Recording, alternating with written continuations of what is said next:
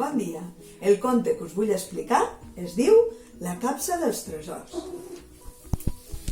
La Mireia ha dormit molt bé i com cada dia li agrada fer mandres, mentre mira tot el que ha anat desant a la seva capseta dels tresors. No hi és? On és? No pot ser, ha desaparegut.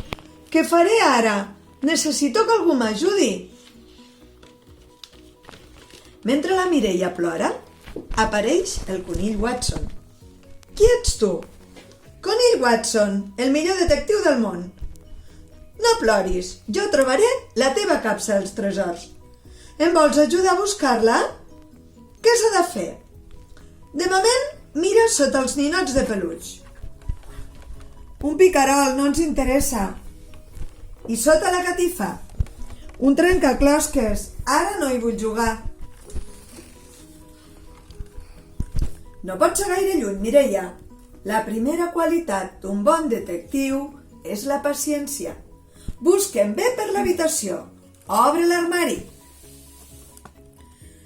Res de res.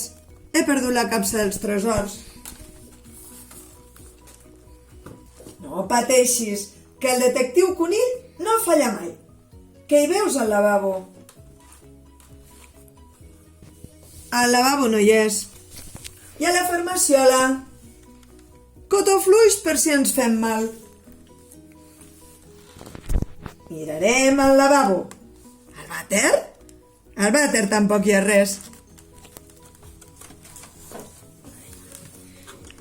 Un bon detectiu no es rendeix mai. Segur que és aquí. Brr, quin fred. A la cuina? Sí, mira quantes coses hi ha. Plats, forquilles, ganivets, setrills... Quina feinada! No la trobarem. Conill Watson no falla mai. Mira dins del forn. Un pastís.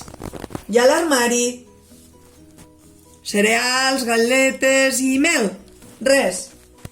Atenció! Una pista. De qui són aquestes petjades?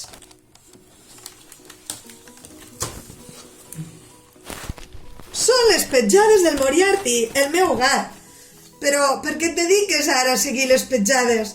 I la meva capseta? Potser si seguim les petjades trobarem un culpable. Un culpable? Sí, mira, el teu gat és a les golfes. Anem a veure què hi fa. Però jo vull la meva capseta. Hem voltat per tota la casa i no l'hem trobada. Paciència, Mireia. Ja t'he dit que cal molta paciència. Ho veus? Uau, ja t'ho deia! Seguint les petjades hem trobat la capsa dels tresors. Conill Watson no falla mai. Gràcies, conill! I amb l'alegria de la Mireia i del conill per haver-la ajudat, aquest conte ja s'ha acabat. Espero que us hagi agradat. Jo també m'he fet la meva capseta dels tresors. Voleu saber què hi ha dintre? A dintre i he guardat paciència, que aquests dies en necessitarem molta.